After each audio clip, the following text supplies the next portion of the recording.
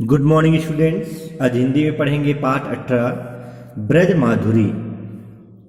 कविवर पद्माकर, हरिश्चंद्र, बेनी। ब्रज भाषा मूलतः ब्रज क्षेत्र की भाषा है। यह विक्रम की 13वीं शताब्दी से लेकर 20वीं शताब्दी तक भारत में साहित्यिक भाषा के रूप में प्रतिष्ठित रही। आज भी यह भाषा मथुरा, आगरा और अलीगढ़ जिलों में बोली जाती है। इसे हम केंद्रीय ब्रज भाषा भी कह सकते हैं।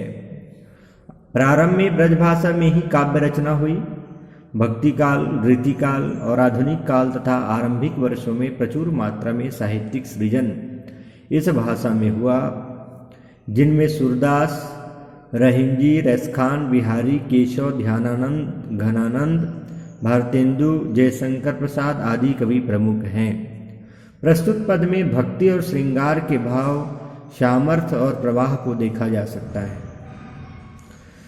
तो चलिए पाठ को पढ़ते हैं। घनाक्षरी। चितय चितय चारों ओर चौकी चौकी परै त्यों जहाँ तहाँ जब तब खटखट पात है। भाजन सो चाहत गंवार ग्वालिनी के कछु डरनी डराने से उठाने रोम गात है। कहे पद्माकर सुदेखी दशा मोहन की शेष हूँ महेश हूँ सुरेश हूँ सिहात है। एक पाए भीत एक पाए मीत कांधे धरे एक हाथ छीको एक हाथ दधी खात है। क्या कहा जा रहा है इस पद्माकर द्वारा रचित इस कविता में? चितय चितय चारों ओर चौकी चौकी परै त्यों ही। प्रस्तुत पद्यांश में ब्रज माधुरी है ना। ब्रज चैप्टर का क्या नाम है? ब्रज माधुरी। और इसमें मूलतः ब्रज भाषा का प्रयोग किया गया है। इसके कवि क्या हैं? पद्माकर हैं। तो कहते हैं कि चितय चितय चारों ओर चौकी चौकी परै त्यों ही। इस पद्यांश में कवि ने बाल कृष्ण द्वारा दही चुराने की घटना का बहुत ही सुंदर चित्रण किए हैं। चितय चितय चारों ओर चौकी चौकी परै त्यों ही। कृष्ण अपने बाल सखाओं के साथ किसी ग्वालिन के घर दही चुराने जाते हैं और वे बड़ी सतर्कता के साथ आगे बढ़ते हैं, किंतु जब भी कहीं कोई पत्ता भी खड़कता है, चितय चितय चारों ओर चौकी चौकी परै त्यों ही, जहाँ तहाँ जब तब खटखट पात है। जैसे ही बड़ा एकदम सतर्कता के साथ तो आगे बढ़ते हैं, किंतु जब भी कहीं कोई पत्ता भी थोड़ा सा आवाज आता है तो चौंक कर चारों ओर देखने लगते हैं। भाजन सो चाहत गंवार ग्वालिनी के कछु। और चौंक करके जब चारों ओर देखने लगते हैं तो इसी बीच गांव की एक ग्वालिन उन्हें किसी चीज का भय बताकर डरा देती है। डरनी डराने से उठाने रोम गात है। इस प्रकार से चौंक कर चारों ओर देखने लगते हैं तो उसी बीच गांव की ग्वालिन उन्हें किसी चीज का भय बता करके डरा देती है। इससे उनका पूरा शरीर रोमांचित हो उठता है। डरनी डराने से उठाने रोम गात है और डर जाता है, वे भाग जाना चाहते हैं, किंतु कवि पद्माकर कहते हैं, कहे पद्माकर सुदेखी दशा मोहन की शेष हूँ महेश हूँ सुरेश हूँ सिहात है। कवि पद्माकर कहते हैं कि कृष्ण की यह दशा देख करके शेष नाग शंकर एवं देवराज इंद्र को उनसे ईर्ष्या होने लगती है। एक पाए भीत एक पाए मीत कांधे धरे एक हाथ छीको एक हाथ दधी खात है।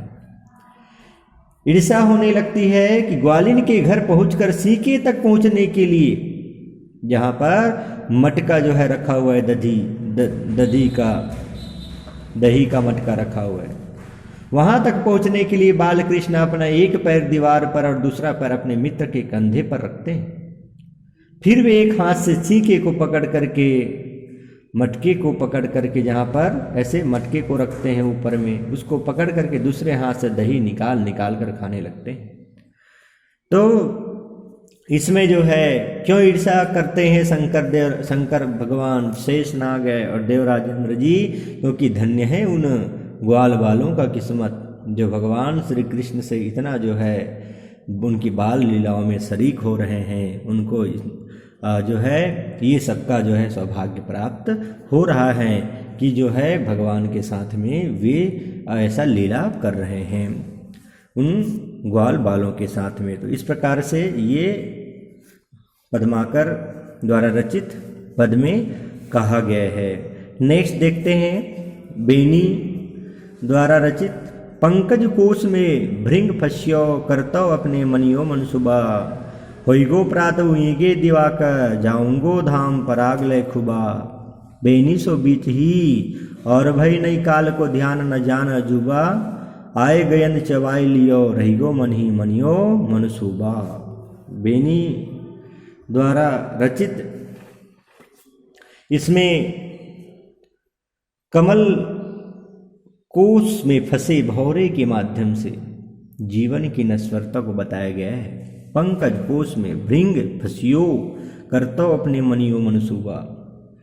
जिस प्रकार से जैसे सूर्यास्त होने पर कमल दल के संकुचित हो जाने पर सूर्यास्त हो जाते हैं, सूर्य अस्त हो जाते हैं, डूब जाते हैं, तो क्या होता है सूर्यास्त के समय शाम को जो कमल होते हैं वे संकुचित हो जाते हैं, खिले रहते हैं, वो सिकुड़ जाते हैं। तो ऐसे संकुचित हो जाने पर एक भौरा उसके कोश में फंस जाता है, मीन्स अंदर में ही सुगंध लेने के लिए जा रहता है और वो कमल के बीच में फंस गया।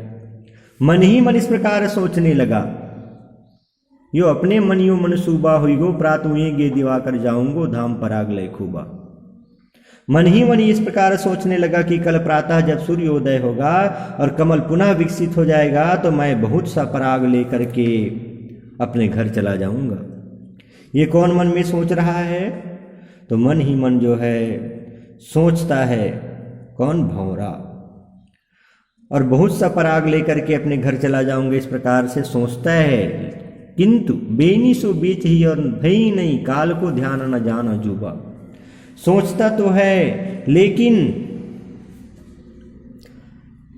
कवि कहते हैं, बेनी कहते हैं कि इसी बीच एक और ही घटना घट गई। क्या इसमें कोई अचरज नहीं है कि उस भौरे को काल अर्थात अपनी मृत्यु का ध्यान ही नहीं रहा। ध्यान न जान चुबा आए गयन चबाई लियो रहिगो मन ही मन यो मनसुबा। उनको तो मृत्यु का ध्यान ही नहीं रहा। वहाँ एक हाथी आया और उसने उस कमल को चबा करके खा डाला जिसमें वह भौरा बंद था। इस प्रकार उस भौरे की इच्छा उसके मन ही मन धरी रह गई और वह काल के गाल में समा गया। आए गयन चबाई लियो रहिगो मन ही मनियो मनसूबा। उनके मनसूबा मन में ही रह गया, मन की जो बात थी वो मन में ही रह गया। उनको जो है वो काल के गाल में समा गए। कहने का तात्पर्य यहाँ पर ये है कि कवि जो बेनी है उन्होंने जीवन की नश्वरता को इस भौरे के माध्यम से बताने का प्रयास किए हैं कि जिस प्रकार से वो भौरा जो है अपनी इच्छा को लिए हुए उनकी मृत्यु के गाल में जो है समा गया, उसी प्रकार से मनुष्य भी अपना जो है दिन प्रतिदिन उनका आयु जो है घट रहा है, प्रतिपल वो उनका जो है मृत्यु की ओर आगे बढ़ रहा है। तब भी से वह जो है अपनी अनेक कपोल कल्पना इच्छा और इच्छित भावों के पीछे, इच्छा के पीछे भाग रहा है, बल्कि वो अपने लक्ष्य में नहीं जो है स्थित हो पा रहा है और वो नाना प्रकार की इच्छाओं और प्रपंच में फंस करके अपना मृत्यु वरण कर लेती है ना, उनको मृत्यु वरण कर लेती है। और वह जो है व्यक्ति इच्छा उनका बाकी रहते हुए भी इस धराधाम से चला जाता है। कहने का मतलब ये है कि वो अपनी वास्तविक जो एम है, वास्तविक उद्देश्य है कि हमारे जन्म लेने का उद्देश्य क्या है, अपने वास्तविक जीवन में सुखी नहीं रह पाता, अपने मन को नियंत्रण में नहीं रख पाता और नाना प्रकार की जो है जाल में फंस करके इच्छित इच्छा के वश में होकर के अपना जो है वर्तमान समय भी खराब कर देता है। तो इस प्रकार से इस पद में कहा गया है। इस पद में यदि किसी प्रकार से कुछ डाउट हो तो आप लोग मीटिंग में अवश्य कंसल्ट करिएगा। ओके, नेक्स्ट जो हरीश चंद्र द्वारा रचित है उस पद को नेक्स्ट वीडियो में वॉच करेंगे।